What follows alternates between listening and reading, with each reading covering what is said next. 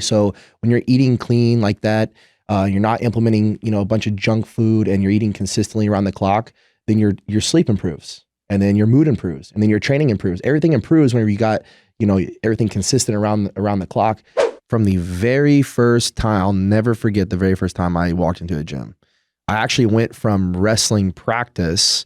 I was wrestling 112 pounds, and I went from wrestling practice to the gym. And an older guy that was helping me wrestle at the time said, "Man, you got to get bigger. You got to put some meat on those bones. Come with me, come to the gym." I said, "Okay." And so we went there, and I thought I was training for wrestling, but we were doing a bodybuilding workout. And I just remember the pump that I got in my arms, and it was just like, oh man, I love this. Like, I love being in the gym.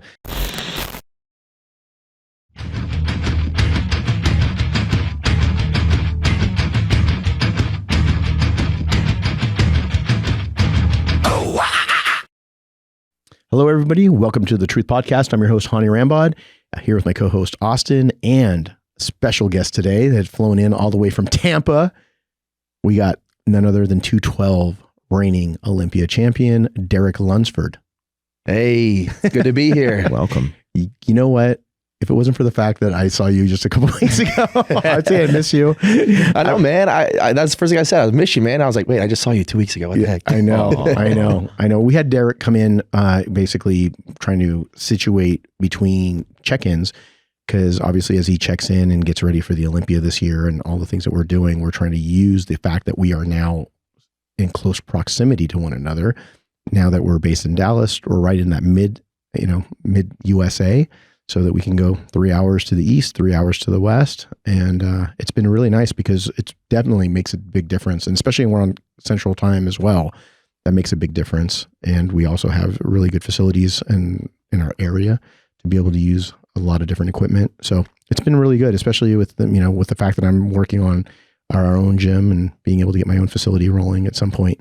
That's all starting as well, but I'm not trying to get too ahead of myself. But anyways, again, welcome. How's it been the last 2 weeks since your guest posing? Ooh, I've been busy, man. I've been flying and traveling everywhere, it feels like. I was just in Grand Rapids this past weekend. I'm here now, and then I got another event coming up next week, I believe. It's been good. Obviously, the guest posing really popped off unexpectedly, because I was just there to be there with you and at the booth for Evogen. So it's been good, man. I just, as soon as I got back home, I kept training. Even through my traveling last weekend, I trained pretty hard considering the fact I was traveling. So I'm just enjoying it, man. Like, I'm really, really just loving being in the gym and being on the diet and just following the process. This is definitely the best I've ever felt inside and outside the gym. And yeah, I'm just enjoying life, enjoying bodybuilding, and all is well. Well, I think a lot of people were asking me, what is Derek going to do? Everyone, that's like the $64,000 question. What is Derek going to do? Open, or is he going to go 212? And if he is, when? And I think we all know that at some point you are. That's something that we've always discussed, started working together last year. At some point you're going to go open. Now, again, things have shifted a bit with the fact that, you did a really amazing appearance in front of everybody, good conditioning, with not being blown out, and being able to hang with a lot of these guys. But at the end of the day, how did you feel? I guess my thing is that, I was talking to Austin about it before the show, and I said, I think that the biggest thing is that everybody wants to sit down and say how they felt when they saw you, but how did you feel going into this? Because I want to try to get your perspective on this. Yeah, I mean, I was training consistently, eating consistently, doing everything that, you had me do weeks prior. But it's like, again, I was supposed to be there for you and Evogen, and just, to enjoy talking to people and getting to know people, or catching up with those who I did know at the show. I was excited to see the other guest poser and see how they looked on stage the night before. That's when Jim Manion had asked me, he goes, "Would you want to step on stage?" And I said, I mean, I'm prepared. I have trunks if you want me to, like the shorts. He goes, "Sure, yeah, why don't you get on stage?" And I don't know if he talked to you and asked if I was in shape or not. I don't know how that went down, but I was like, sure, like, I'll be prepared. I'll step on stage if you want me to. And in my head, I'm thinking, oh man, like, this could go one of two ways. Either people are going to say, wow, like, he's really been putting in the work, or man, like, oh, I don't know. He looks good for 212. Yeah, exactly. It's like 212, and these guys are the open. Exactly. Right. So I was like, well, I'm just here to have a good time, put on a show, and just have fun. And so that was my mentality on stage. But to be honest, between the night before when Jim Manion asked me to be on stage and actually getting on stage, I was a little stressed in the hotel room. I was telling Jill, I was like, I hope this goes well. I'm just gonna have fun. And she goes, oh, it's gonna go well. I see you every day. It's gonna go well. I was like, yeah, I'm just gonna have fun. It went slightly well. Yeah, I mean, it went well because at the end of the day, you hung really well with these guys. My thing is this. Do you feel, and this is a lot of questions that I get, obviously I think I know the answers to it, but I think I want to walk people through this journey that's Derek Lunsford since winning the Olympia till now, right? It's been about what, 7 months? Yeah, something like that. Yeah, it's been 6, 7 months. Now, at the end of the day, I don't think people realize how much you have to kind of control your weight. Yeah, it's constantly dieting and constantly doing cardio, consistently in the gym. I mean, the gym's no problem. I enjoy it, but consistent cardio, consistent dieting, and I like to enjoy some life. I like to enjoy some foods that are out there too. I don't go crazy off the diet. This is code for you like to eat. This is code for let's go get barbecue after this. No, this is code for literally he can eat more than any human I've ever seen. Like Hottie he doesn't eat like him. Jay, Phil, none of them can eat like Derek. And Derek literally legitimately has to hold back how much he eats. And I have to constantly ride him like a fat kid that wants Twinkies. I remember, but it's not like he wants to eat Twinkies, but I'm just saying, even with meals, I was clean food, right? Well, even if it's clean food, but I know you like dirty food too, so don't get me wrong. You do. But even with clean food, you could put it away. We were at Persian restaurant and I had ordered him a kubita combo with chicken. So it's like 1 skewer kubita, 1 skewer of chicken. I ordered him appetizer. I ordered a bunch of different little, side dishes with stews, like korma sabzi, this and that, and everything else, tahdig and the whole 9 yards. I get a phone call from Dubai, right? And I walk away. We just got done eating. I come back 10 minutes later and he's got another plate that their waitress, and it was like a fat kid caught in the middle of the night with a Twinkie. He had a plate of full entree, another one coming after he ate all of that. So I'm sitting here. I told my wife, no, bad. Everybody here is bad. You had Jell there. I think Jell was there, right? She was there for sure. Yeah. Because then the next night we went again.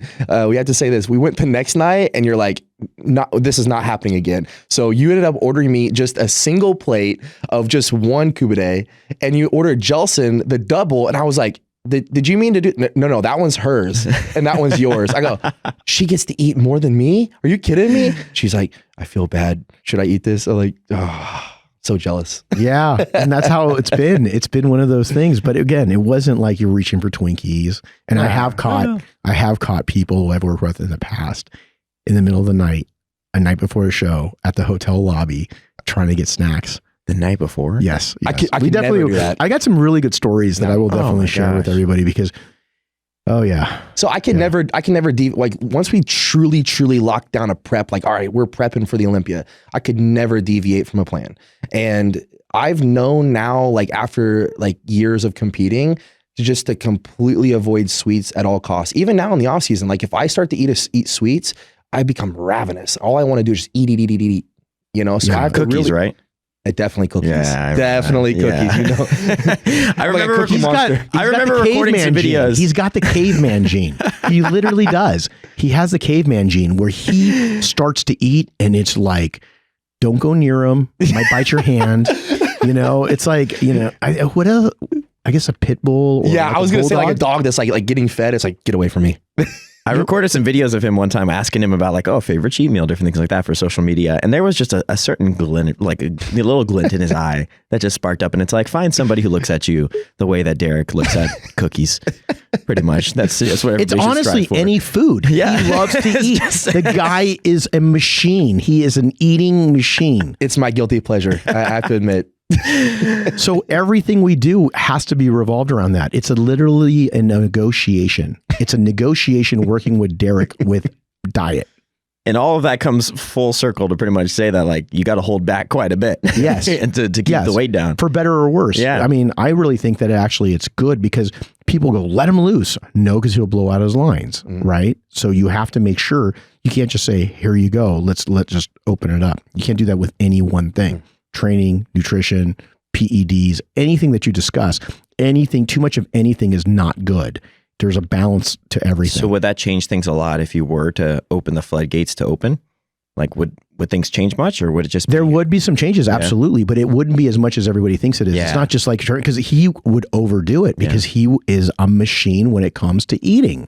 And I do know like there are times whenever I notice myself where I'm eating more and more and more, like day after day, week after week, and I'm growing.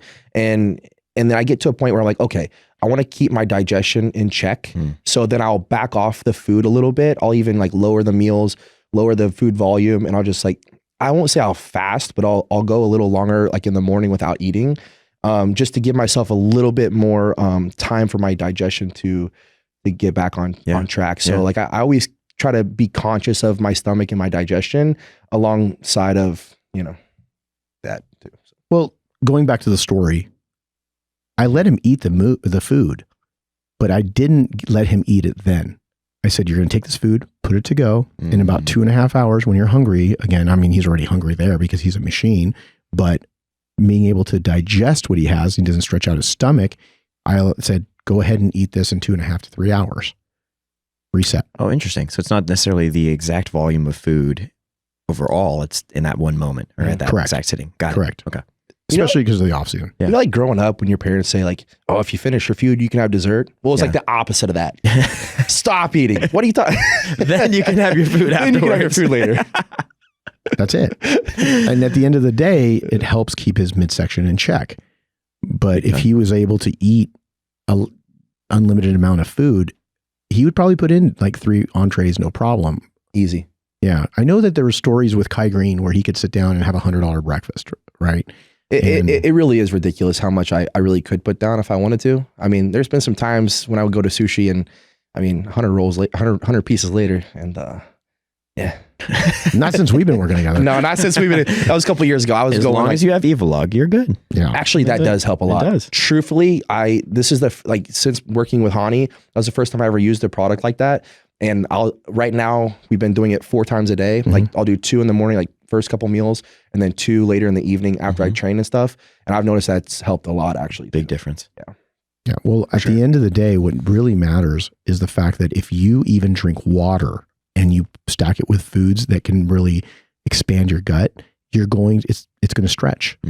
So you need to stay on top of that. And a lot of people don't realize that. They think it's just, oh, it's insulin or it's this or it's that or whatever they want to attribute it to. It's not that. There's a lot of people who don't take insulin, and everyone who's watched the Jay Cutler podcast that he's done with a lot of different, they know that I don't believe in that. I feel that it's got a lot of negative side effects besides the fact that you could die. It has a lot of pretty serious side effects. Yeah. Last time I checked, you definitely want to keep, your body and your heart. I still remember like one of our first conversations, we talked about that. You're like, you're never going to use that. I go, good. Never have. Yeah. Never want to. So. Yeah. And one of those things is that everybody automatically says, this is the automatic cycle you got to do. This is the, at the end of the day, if you don't do this, you're not going to win in Mr. Olympia. You'd be very surprised at how many winners have never taken it. Well, it's just because people extrapolate. Nobody actually knows, so everybody just throws out, it's this. Well, you mean nobody outside of... I do. Yes. That's a little bit there, yeah. But nobody knows, so they just throw it out there like they must be taking this, and this, and this, and that's the cause for this. Like, you got no idea. Yeah, no, you don't have any idea. You think you do because someone's giving you misinformation because they have an agenda, or they're using you as a lab rat, and that's what's happening. But the same thing goes with the food. So going back to the whole food situation, if you sit down and you're hitting 100, 200, whatever grams of carbs in one meal, and you're just pounding water and you're going to end up just distended as hell, you're stretching out your gut. Don't do it. And that's one of those things that we have to turn around and make sure that Derek, because he has the inclination to eat. Again, Hottie's like the opposite. It's like, please eat, please eat some pasta, eat some more potato. Oh no, I want rice. I'm like, okay, rice is only going to fill you up to a certain degree.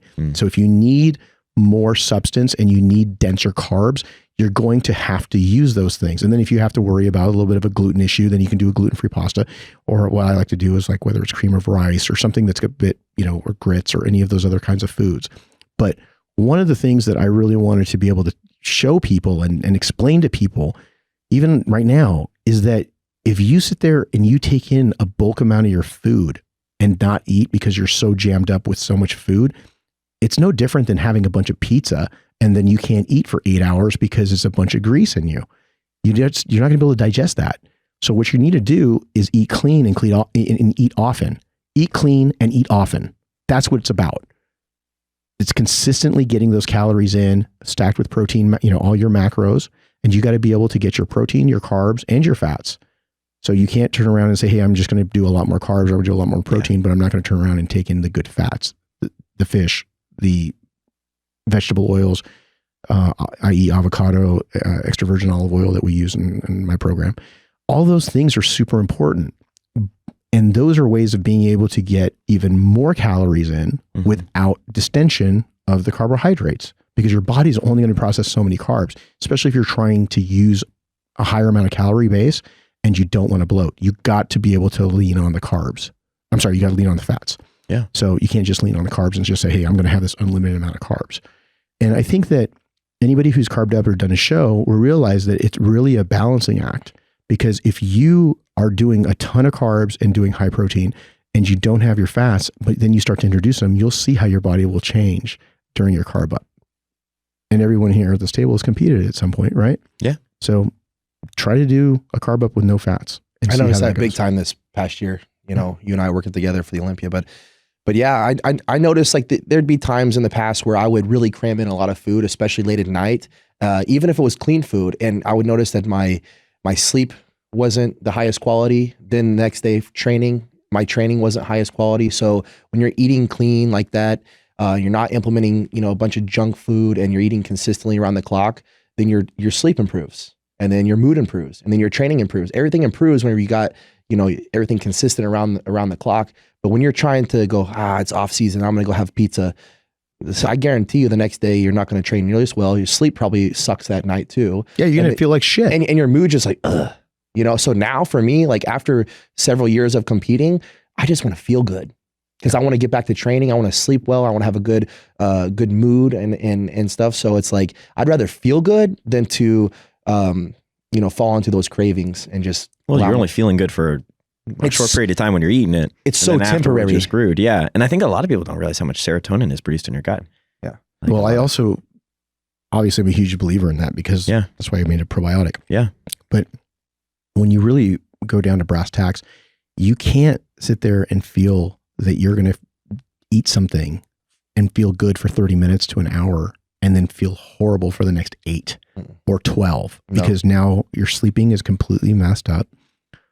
Everybody in bodybuilding has some degree of sleep apnea, because when you start to, especially I'm talking about big open guys, when you turn around and you're a big guy, you're going to have a thicker muscular neck, big traps, that all of that stuff is going to give you more likelihood of having some type of sleep apnea situation. And then the bigger you are, especially in the off season, the heavier you are, the more your gut tends to expand. You're going to have problem sleeping. And for those that are listening to this, that are bigger guys, you're going to know exactly what I'm talking about. You're going to feel like shit. I don't even care if you eat a ton of clean food before you go to bed. Yep. You're not going to get good, comfortable sleep, and you're not going to be able to recover if you don't get sleep. So all of these things have to be aligned. So you have to take note. You can't just sit there and say, I'm going to eat a lot, or I'm going to do this a lot, or I'm going to take a ton of supplements, and I'm not going to turn around and be able to balance out all the different pillars, because you have your nutrition, you have your supplements, you have your training. And then, obviously if you are a guy that's going to be taking PEDs, you have to also balance that out. But even then, those are discussions that when I have with people and they want to create this gigantic laundry list of drugs that they want to talk about and do and say, hey, what do you think about this? And I look at it and I just I'm baffled. I'm like, you just need enough to help you recover. You don't need to sit there and overdo it, because what you're going to do is your body is going to get maxed out sooner, and you're going to end up shutting down your system, and you're going to end up having a ton more side effects. So yeah, you're going to be able to say, hey, like I gained a ton of weight, but then your body's going to be fried. How many guys have you guys all seen, if you followed bodybuilding for a given period of time, that some of these people just blow up overnight? They look good for a year or two, and then all of a sudden they have to go away because their bodies just get absolutely fried. Yeah. You can also just tell, and sorry, I didn't mean to interrupt you. You can also just tell on how people look and talk in person, you know, like just their whole like energy of health or not. Like if people blow up too fast, there's just like a different like, yeah, well, they can't even breathe. They sound like Darth Vader. Yeah, and going off of that, you know how many guys I hear like, oh, I just can't eat enough food. I'm not hungry. And I'm like, okay, so how's your training? Oh, it's good. It's good. I'm like, okay, so how much cardio are you doing a week? Oh, I don't do cardio because I can't get enough calories in already. Well, maybe you should be eating the right types of food. Maybe you should be doing a little bit of cardio. Maybe that will help your training improve. And then when your training improves, you're able to get more out of the gym, and then that food that you're eating truly supports your training rather than just trying to cram in a bunch of food. No, I think you should stay consistent. I don't think it has to be as strict as a prep, but I think you still need to go based off of the foods that you're eating during prep, and you need to consider the fact that your training and your rest and recovery are still just as important as the calories that you're getting in. You're cramming in food and you're full and you're sick and you're throwing up and stuff. I think there's that's a hint that maybe something's body's telling you something. Yeah, clearly. Well, speaking of digestion, we definitely, I want to talk about Flex Lewis. Okay. Because he did have some problems with digestion, but he had it, I think, off and on for a good part of his career, if not his whole career. But I know that he had to deal with a lot of different things, but I know that you wanted to turn around and compete against him. You wanted to be able to stand on stage. And now that he's retired, how do you feel about that? Because I know that you've mentioned. Yeah. 100%. Yeah. I mean, I actually messaged him right away when I heard the announcement of his retirement. I said, I'm happy for him and his family and all the blessings God has given him through his hard work. But I was really hoping to be able to step on stage with him at least one more time, especially in the open. And I said, but to be honest, I got to stand next to you twice in the 212, and that's more than most people can say. So it's a privilege to be able to do that, to say that. But I really, really, really wanted to step on stage with him here in the open, especially now working with you and a couple years down the road, both of us improving. I mean, the best physique I think he ever presented was the 2018 Olympia. And I think he smacked it out of the park, and he looked great. And I would have loved to seen him in the open with me in the open. And I think that would have been not just great for the both of us, but I think it would have been awesome for the fans of bodybuilding too. So it's disappointing that I don't get that opportunity, but at the same time, I'm like super happy for him and his family. Like he just had a newborn. Yes. And like, so I mean, it's his choice. I mean, he, like I said, God's truly blessed him and his family, and I'm very happy for him. But selfishly, I would have loved to. I think all of us as a fans are selfish to say we would love to see him continue, because I was hoping that we would get one more last hurrah and say, hey, let's get Flex out there. But all in all, the reason why I'm bringing it up, because you're one-time Olympia 212 champion, he's 7-time Olympia champion, and I know how hard it is for you to want to continue to go, hey, look, I really would love to see just myself stretch my legs. This guy did it for 7 years, kept sucking down. The mental mind F this whole thing was for him to be able to have to continuously say, I'm going to have to burn off some muscle, because I guarantee you he burned off muscle to make weight. Yeah. Guaranteed. And to do that over and over and over again, he's won 7 in 212. Phil is 1-7 in open. And to think that what we would have had to go through to try to go and make weight for Phil or some situation is just, it's really mental, because your body, it's called bodybuilding. Exactly. I was about to say that. And that's literally when people ask me like about the 212 and open myself. I'm like, look, I want to be the best bodybuilder I can be. I want to continue to grow and shape and mold my physique. And I want to have no limitations to that. That has been my overall mindset from the very first moment I started bodybuilding. So I can imagine, 7 times sucking down to the 212, he's probably thinking, I just really want to let loose and be 225 on stage and just present this to the world. Exactly. Because you don't see the mental aspect of how hard it is. It's so much more like wrestling now, when you have to suck in and try to make weight. And if you're 184 and you're trying to wrestle 154s, And you're sitting here going, okay, I'm 182. I got to lose 30 pounds.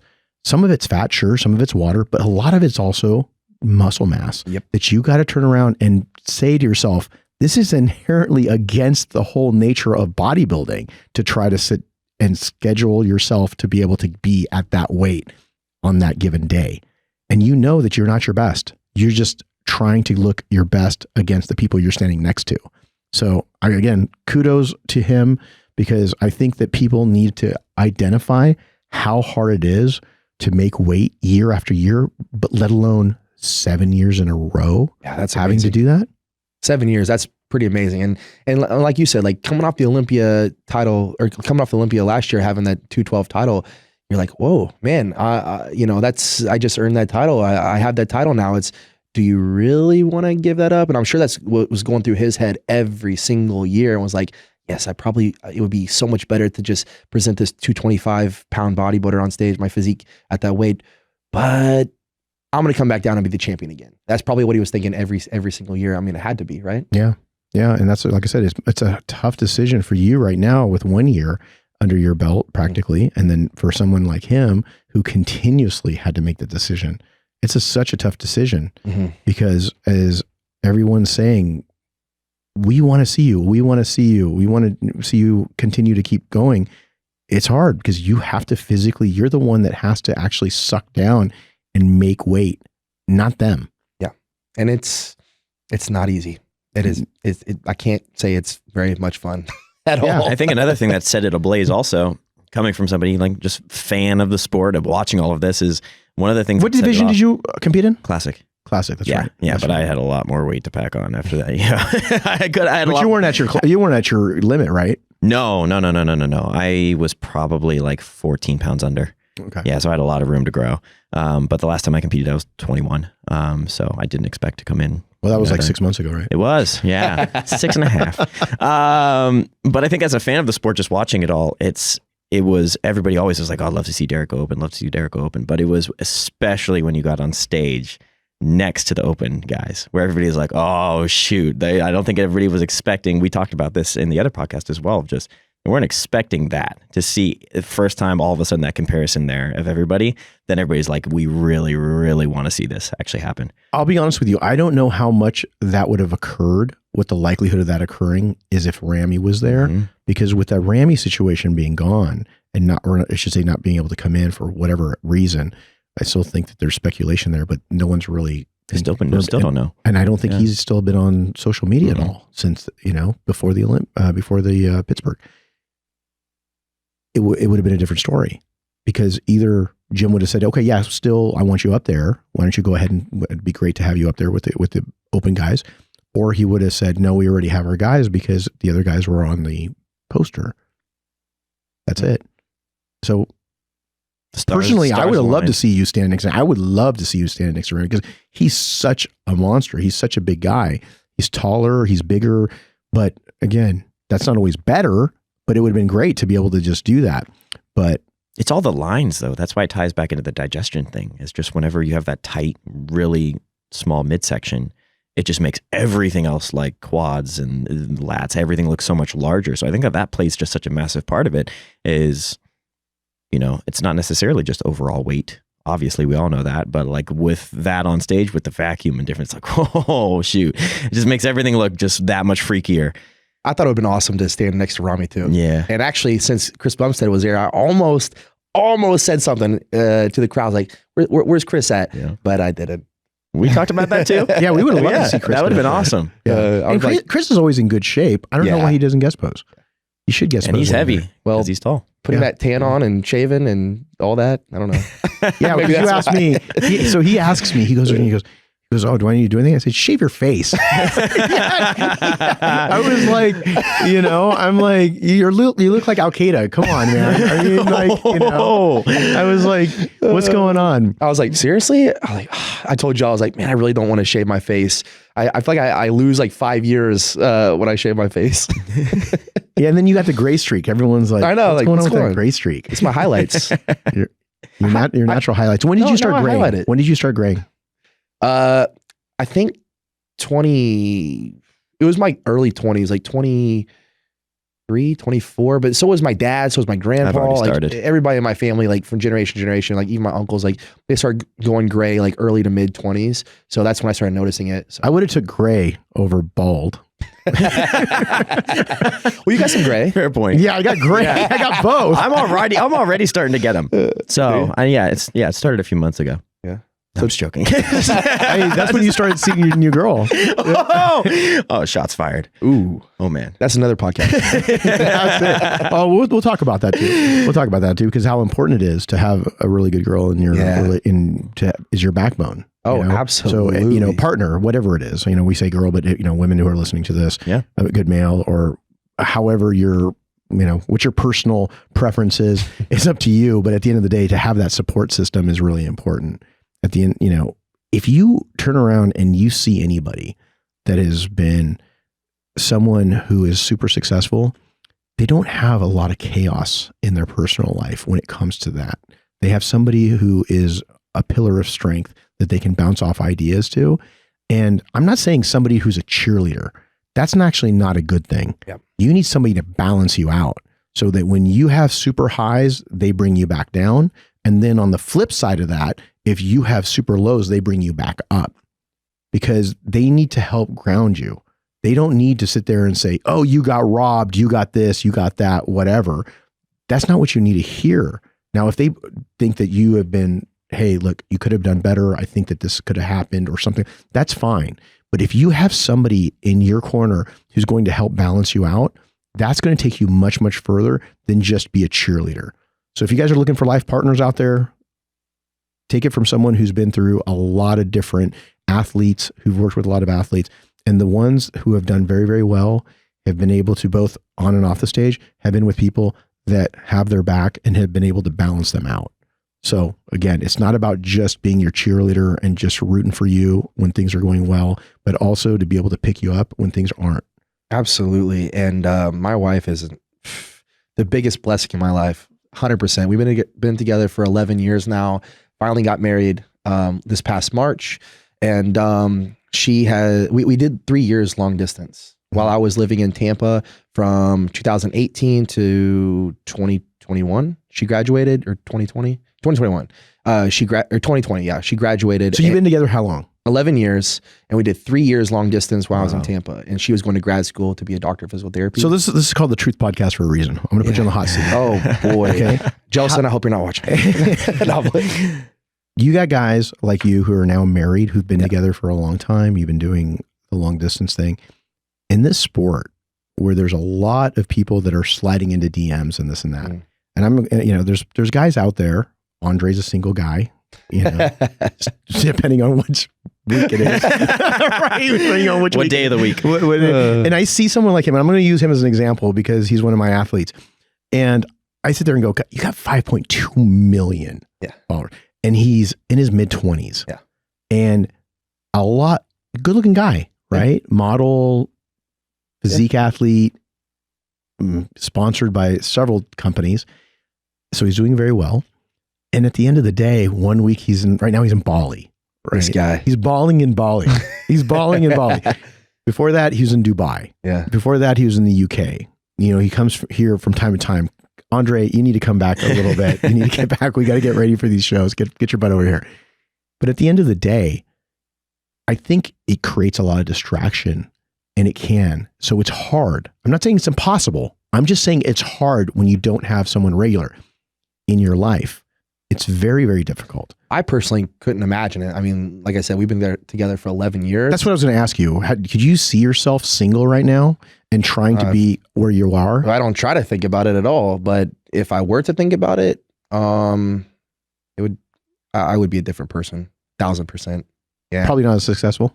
Definitely not. Yeah. Definitely not. I'm definitely way more focused on the right things. Not even just focused on bodybuilding, but thinking about like my life and the future I have with her and my future family and the people that are around me now, like my true friends and family and the people that I work with. Like it just helps me like stay focused on the right things. Mm-hmm. I think it'd be very hard for someone that's, getting hit up right and left and going down that path. It's very tempting. It depends on who you are, right? Yeah, but Like, I'm saying, especially a guy that's 25 and Yeah, single, it's yeah. really hard. That's why I said the other person that it comes to mind is Nick Walker. Last time I checked, he doesn't have a regular, like he's not married. I don't know if he's got a regular girlfriend or friends. I know he's gotten very creative with what he likes. And on that side of the I've talked to on him that side of the sheets, because you train with him, Yeah. and whatnot, Yeah. and it's just one of those things where I'm just thinking to myself, I wonder what happens with that mentality, because when Jay was going all those years and he had Carrie and all, just people, and I'm not saying it's impossible to do it, but I'm just saying is that it is something where I feel that it is a part of the formula. I believe so. Yeah. At least it is for me. Right. I know that. And I talked to Nick. I consider Nick a friend. And we've actually Even after that guest posing? yeah, no, we're cool. He's cool, man. He's cool. No, man, I actually talked to him a little bit about his personal life in terms of relationships and stuff. And he's asked me, how I did long distance and how I was able to handle my relationship with Jill and this and that. And I actually, it's crazy we're even talking about this. I actually told him the exact same thing. I said, man, like, I think you already know this, but I think obviously, first of all, you need to be focused on you. And what I mean by that is not like going out and do all this fun stuff. I'm saying focused on training in the Olympia, which he is obviously. But I said, like, I think if he had a solid girl like by his side, I think that he would be even better. I actually said that to him. And well, I don't know how much better he can be, because like I said, he's doing really well. He's doing really well. But there are times where you can get distracted, but he's still, I put him in one of those things where he's the exception. I think there's other people, he doesn't come to mind in terms of somebody that's going off and screwing off. Well, I guess when I said better, I didn't mean like a better bodybuilder. I just meant like more or less like it would just help him stay more focused on the right things. Like I was more complete lifestyle type of thing. Got it. I think that's the most interesting thing is so many people have not experienced a relationship where the person is removing things from your plate and supporting you instead of adding more additional chaos or stress to your life. And so people are just like, well, no, I can't handle a relationship right now. I'm like, you definitely can when it's the right situation where the person is going to actually make your path and your goals easier. Like they make your whole entire mission so much easier because of the support and everything that's being added into it, instead of, because a lot of people have just experienced, they're on a goal, they're on a track, a relationship enters, they veer off because all of a sudden their attention has to go to this or whatever. I'm the youngest one at the table here or anything, but like in my relationship where I just have a lot of support on everything that I'm doing, I can tackle more now. Like I can be more focused on everything I'm going to do because that's a peaceful place outside of it. That's how I feel. Yeah. You need that. Otherwise, but so many people have only experienced chaos. And so, it's a lot of negative energy that can occur. And I think that I'm, as you know, very big on energy and making sure that how effective you are has a lot to do with who you have around you to help support you.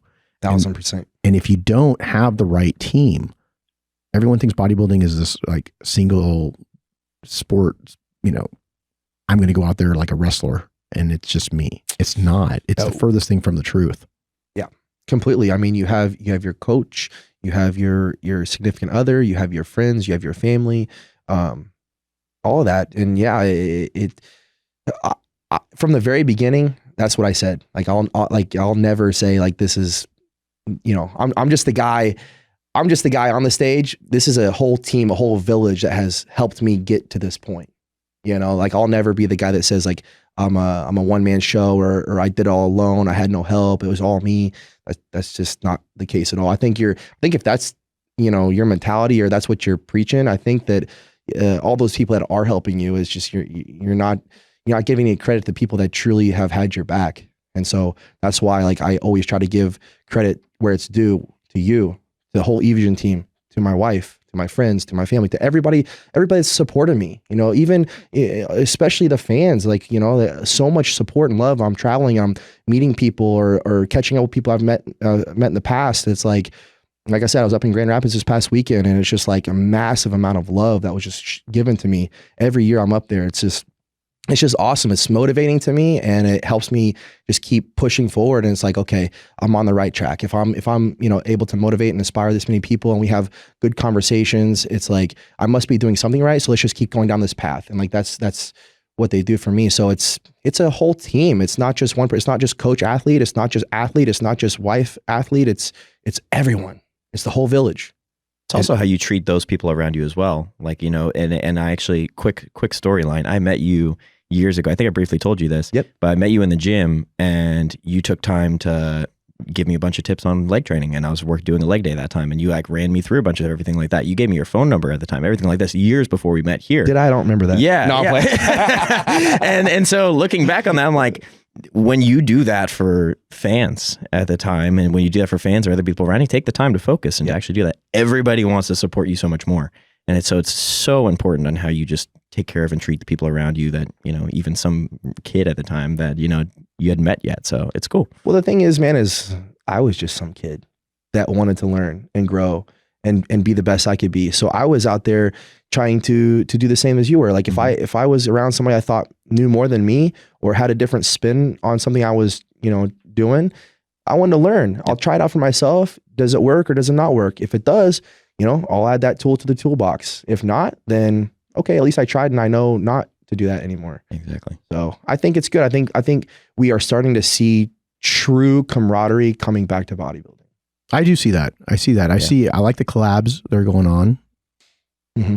I see you training with Nick. It's fun. See Hunter and all the guys that are training with each other, whether they're a part of each other's team with some, you know, with clothing. I know you guys are part of GASP and some of the things that you guys are doing. But at the end of the day, I think that it's really cool to be able to say, okay, I want to go over there and do that. And if you want to talk crap, go ahead and talk crap. I mean, look at Nick and Blessing, right? Yeah. You know, I want to talk a little bit about Blessing because he had a really good run the last 2 shows. Yeah. He looks great. And I think that he's got the formula now with George. I think that, you know, he's been able to really nail it. And I think that with him and Nick, it's very entertaining. Seeing that. Yeah. How'd you feel about that?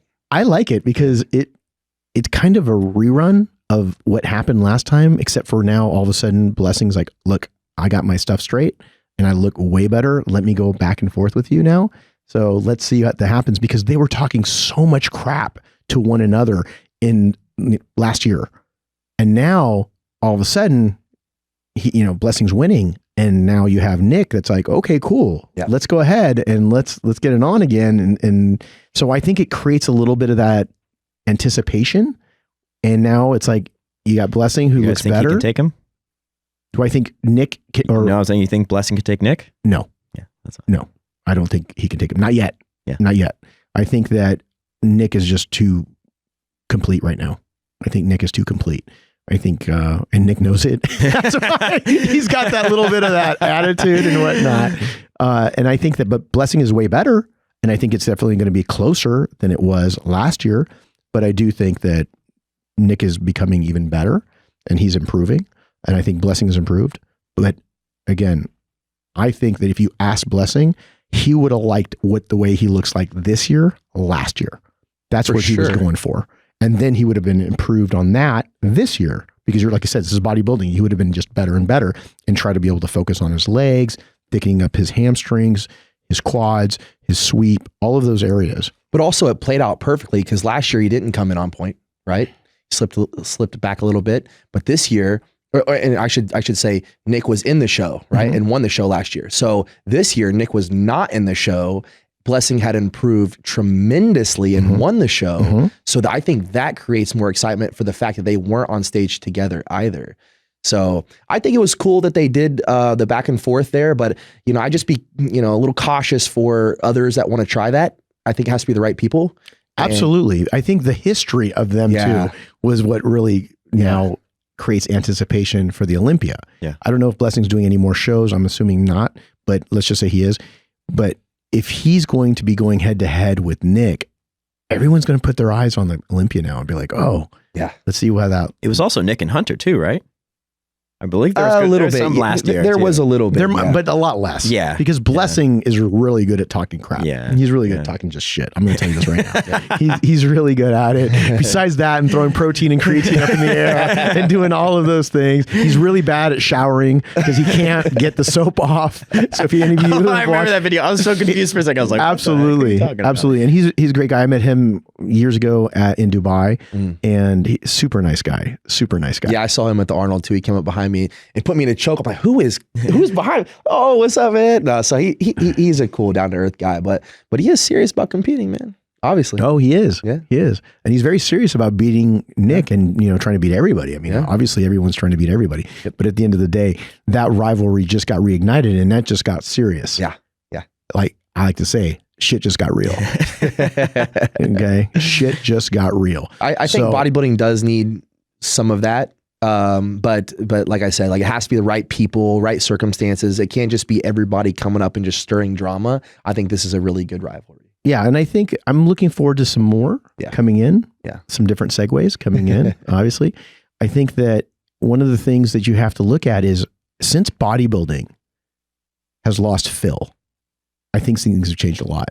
And I'm not just saying that because I work with Phil, but I think the Phil and Kai thing was a big deal. It was like a Ronnie and Jay thing. So when that whole situation kind of changed, and at some point we got to sit down and talk to Phil, because I think that Phil has his own way of and perspective on bodybuilding. But what really needs to be looked at now is the fact that these rivalries don't really exist. And not to that caliber. No. And I think that that's the thing. God rest his soul, Sean, when he won, that was short-lived because of what ended up happening with his legal situation. Yeah. And you turn around and then the following year you have Brandon Curry win. Then all of a sudden we have Big Ram you win the last 2 years. So it's one of those things you don't see, Brandon's not a guy that's going to sit there and talk crap. He's not a kind of guy that likes to mix things up. Like at that level, he's a more just professional. Let me go in there and get my job done. Let me take care of my family. Let me go out there. I'm going to try to beat your butt on stage. That's the kind of personality that Brandon has. Mm-hmm. But when you create these crazy rivalries where it literally starts to pull in coaches, I remember there was times where they were trying to pull me into it. Yeah. And I'm a person who likes to just sit back and let the guys do their thing on stage. But there are times where I have to stand up and say things. I will. When it came to Kai versus Phil, it was one of those things where literally people were there was blows. Mm-hmm. Everyone thought that this was made up. It was not made up. They were coming to the point where a few seconds, you can see Phil. I could just think that, I know what you're talking. I remember it, man, because this is when I first started bodybuilding, man. Back with the first Generation Iron movie, and when they were having their most heated rivalry, that was when I came into the sport. So I mean, it got me fired up and inspired to be here. So trust me, I know this all too well. When he flipped his hair around and hit him, and they hit elbows on the poses on front double bicep and everything else. They're literally hitting elbows. And what happens is you sit down and you look at that rivalry, you kind of go, wow. What's going to happen next? You start to go with Team Coleman or you go with Team Cutler.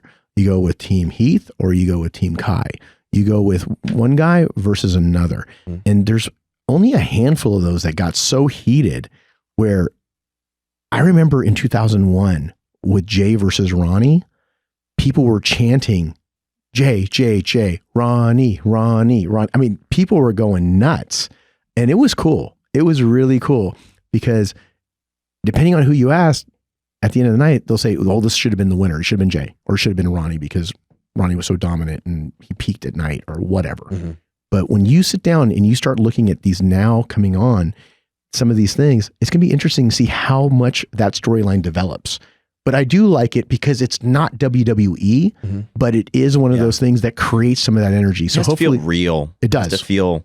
And I think that to me, looking at it, doesn't feel like some of that's there because say for in Open, for instance, it doesn't feel like there's as much of that because every show's been so different.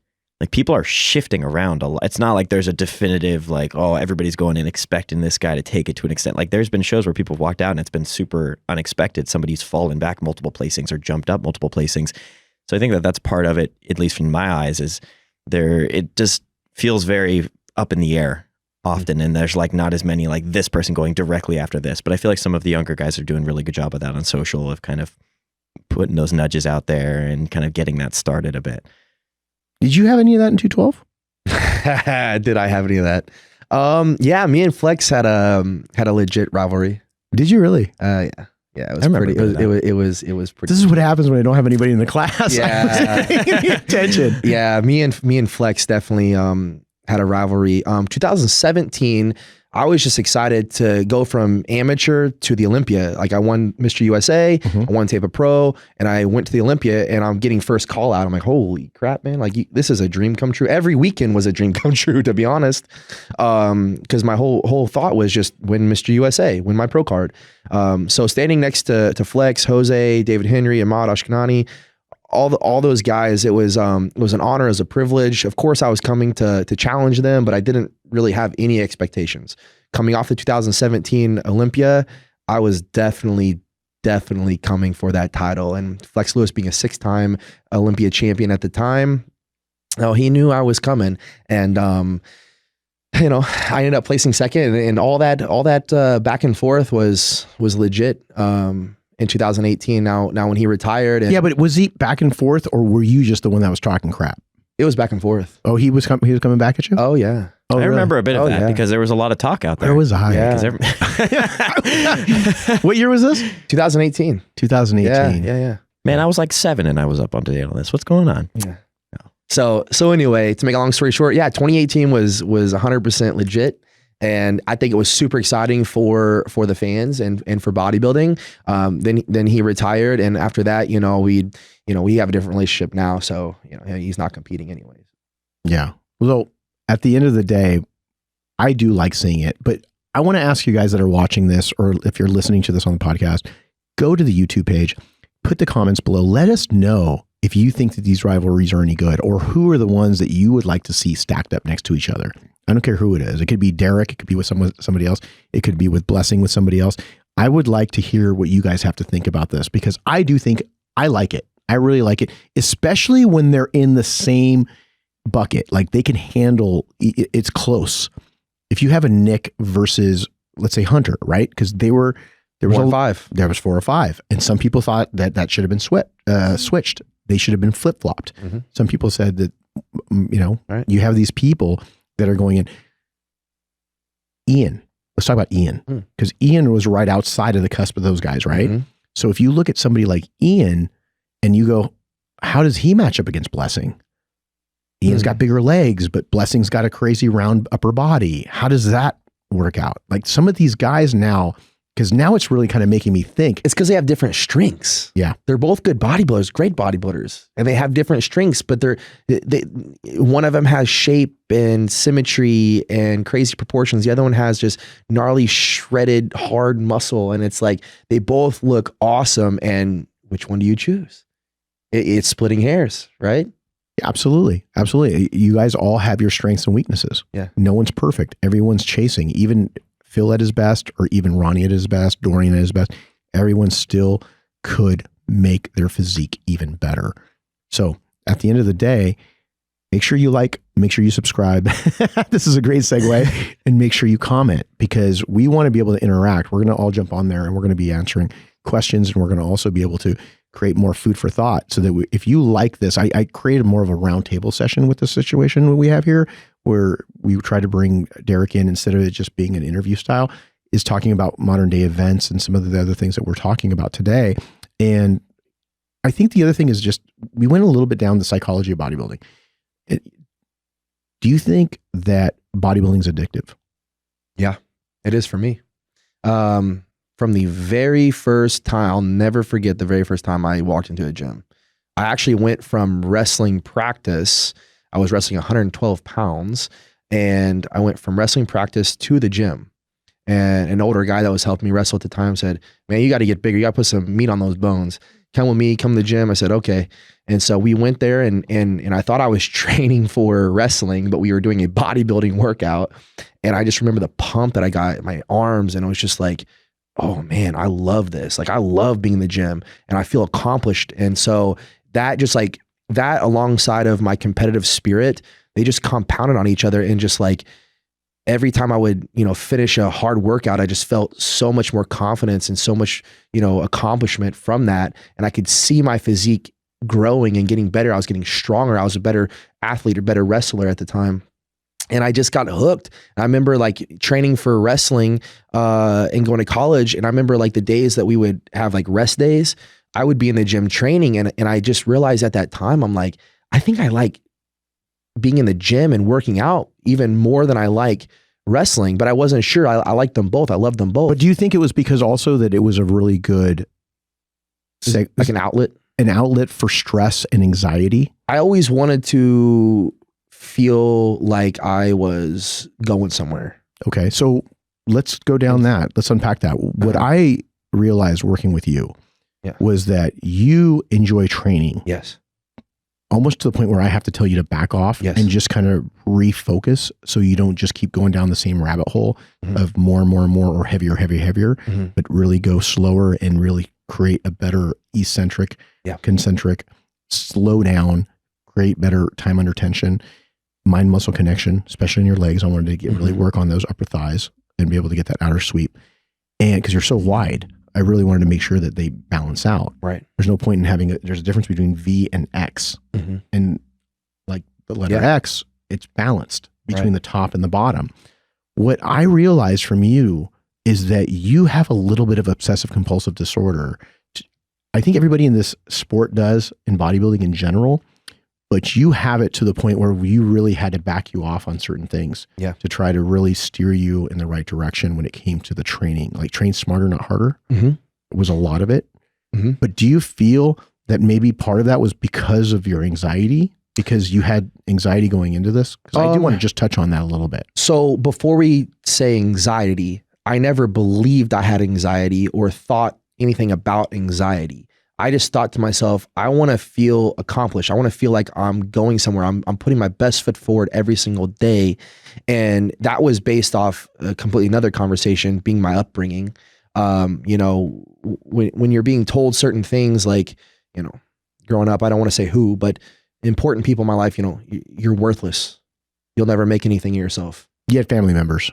Yeah. Okay. And I thought, okay. And that's when that whole Muhammad Ali, you know, quote, "I'll show you how great I am" mentality came about. So it drove my competitive spirit because I love sports. And so through sports, I trained hard. And the coach would say, oh, the hardest worker will get the most playing time.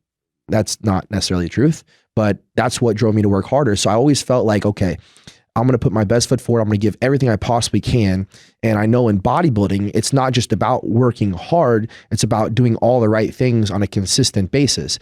But there is a hard working aspect to it. And I never want to question whether or not I'm working hard enough. And so that's why I would get so OCD about, am I doing the right thing? Am I going heavy enough? Am I doing the right reps? Am I picking the right exercises? So I became so obsessed with making sure I did everything perfect that I maximized my results on a daily basis, to the point where I'm sure it drove you nuts. You know, it drove me nuts thinking that maybe I'm not, like, is there a part that I'm missing here? And I don't ever want to question whether I'm doing the right thing or not. So that's why you saw it as anxiety. And looking back, yeah, I think you're right. I think I was getting so worked up about this that, you know, when you were like, hey man, just chill, like you're good. Like I'm telling you what to do. You're doing a great job. You're executing. Just understand that. Don't be questioning yourself. Just do what I tell you and keep working hard like you have been, and just stop the psychological, like, you know, warfare that's going on in your own mind. Just chill. Just understand you're doing everything right. You got to a point where I said, do you have any more anxiety? And you said, I know what you're going to say. You said, I guess, let me back up a little bit. There was two things that were causing anxiety. One was the fact that you were overanalyzing. Okay. You're overanalyzing and second guessing even yourself a lot of times. The second thing that we did touch on in one of the other podcasts that we did was the fact that you were doing the vapes. Right. And then when we were able to pull that out, I felt like garbage at that time too. Right. You were vaping a lot. Yeah. And then when you were able to detoxify your system, and you did it because you thought that this was the right thing to do because you saw some other people do it. Right. Right. Yep. So other bodybuilders that were doing it, and you said, okay, well, this is what they do, and this really helps. Because I can give up anything at any moment. Like I have. Yeah. You did. You went through withdrawals. Yeah. It was horrible. Cold turkey. Yeah. And it was one of those things where I'm like, are you sure you want to do this? And you're like, yeah, I can do it. Watch. Yeah. And you did it. Yeah. You did. But you got to the point where that reduced your anxiety. Plus you started to really believe in yourself and the position that we were putting you in. And you started to really understand, I don't need to live off of this anxiety, because you were feeding off the anxiety. Yep. And the problem with doing that is it's very addictive. And what happened after that, when we lowered your anxiety level, because again, you're never going to completely get rid of anxiety, right? Because part of anxiety is giving you angst or giving you a little bit of that. I feel it motivates you. It can motivate you to be able to get things out. Like, hey, look, I got to stay on top of my diet because I don't want to get my ass handed to me on stage. I better stay on top of my training because again, I need to get those weak body parts up. I got to turn around and do these things. But you got to the point where you had anxiety about not having anxiety. I knew you were going to say that. And that was the craziest thing about it. You're like, yo, you're not stressing. So now you're stressing about not stressing. What? That don't even make sense. Yeah. I mean, for the listeners, what ended up happening was we had a conversation and you said, I feel like I should be stressing and I'm not. I don't know what's wrong. I go, you've never really felt normal before. Yeah. This was the closest thing he got. Yeah. And his demeanor's completely changed. I mean, this isn't the same, like even the conversation we're having right now, and people who are listening to this who know Derek for a while, no, this isn't, this is like not what you used to get. You used to be chip on your shoulder, Derek, over the top. Let me try to really think about what I'm about to say because I need to turn around and be very edgy, or I need to portray a certain role or come across a certain way, Derek. That's the way he used to be. And when you're in that moment, you don't really think, you're like, no, I have a good heart. I know who I am, but like you don't see what other people see. Like it's very, very, very hard to see yourself from another person's perspective. You know what I mean? Yeah. So yeah, man, I think we've come a long way for sure. Big changes. Well, it's good to have close people in your circle who will call you on things that you don't always see. But yeah, it kind of goes to saying like, you know, you were saying like how you're never going to get rid of all the anxiety or stress. It's kind of like saying like how last year I said, man, like that was like the smoothest, best prep. Like I felt the healthiest and everything. But at the end of the day, like there was still some suffer that goes into it. It's just not this. There's a difference between the way I felt last year and in previous years. And so I want to compare it to the anxiety and stress. You're not ever going to get rid of all of it. Just like you're never going to get rid of all the suffer and sacrifice of bodybuilding too, that it takes to truly be an Olympia champion. But there is a different way to go about it. Yeah. You don't have to break up class and put it into your shoes and do cardio. And that's where do you remember that time that you called me like late at night, man? It was like almost midnight. I feel like my time. You were still living in California at the time. And I think I was a couple weeks out from the Olympia or something. And I was really tired. And you're like, hey, what are you doing? I go, I'm literally like laying in bed. I'm literally just laid down. You're like, I need you to get up. I'm like, okay. And I don't know why you had me get up or whatever, but you're like, okay, what's your weight? What's this? I'm like, okay, I told you. You go, well, get your cardio shoes on. And I said, are you serious? And you're like, yeah, man, you want to win? You put your cardio shoes on. I literally paused and I go, okay. What do you want me to do? And you started busting out laughing. You're like, nah, I'm playing with you, man. Yeah, I was going to say, I probably was busting your balls. Yeah, you did. Like, nah, I'm playing. You just passed the test though. I was like, okay. You're telling me I didn't actually have to do cardio those few times you called me at 1 a.m.? I remember the story now. Let me tell you why I did this. Because I said, if you are that miserable, why are you on social media posting as much as you are? And why are you doing A, B, and C? Because lots of times I'll just check in on my social media later at night when I have time. And then all of a sudden I'm seeing him, but there's posts from him like every that's half what hour. It was. Yeah. And I said, brother, you need to get off the social media. You need to take breaks. Go ahead and do it throughout the day, but do it in segments. Because again, that obsessive compulsive gene's on there. Dude, you would call me and be like, "Hey, what's your phone time?" I'm like, "What are you talking about?" Yes. Like how much? Like screen time? Yeah, your screen time. I'm like, "What is that?" He goes, "Send me how much screen time or whatever it is." Like, and he sends it to me, and all it said was yes. He was on his screen. There's nobody that I know that I would go and somebody had just posted. Jay would just post, and it says 2 minutes ago he liked it. I've noticed that too. I have noticed that. I've noticed Derek. I'm trying to be the first, man. Yeah. You know what the funny thing is you have told me a similar thing though, as far as like time on stuff like that. And I'm like, honey, I'm your social media manager. And yeah, but like, that's taken away from your planning. Yeah. So but I was like, but it is it's a great point about just general mental health. I'm like, you could do everything else better if you just get it done, pop out. You know, and that's like, the thing. What you need to. You can't be a slave to social. Yeah. You can't be a slave. And I want to just touch on this. really quick, everybody who's trying to stay in shape to try to get likes or try to do these crazy heavy ass weights, right?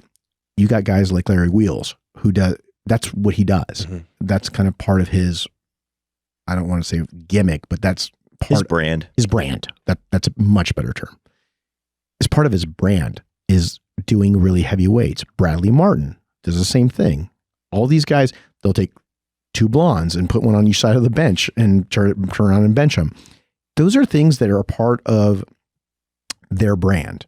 But when it comes to bodybuilding, I feel that it can be a detriment when you try to over-focus on being able to focus on doing heavy weights for likes or doing stuff that's going to always impress your followers. I think that you have to turn around and do that. Even on the women's side, it's like, how much more scantily dressed do you need to be?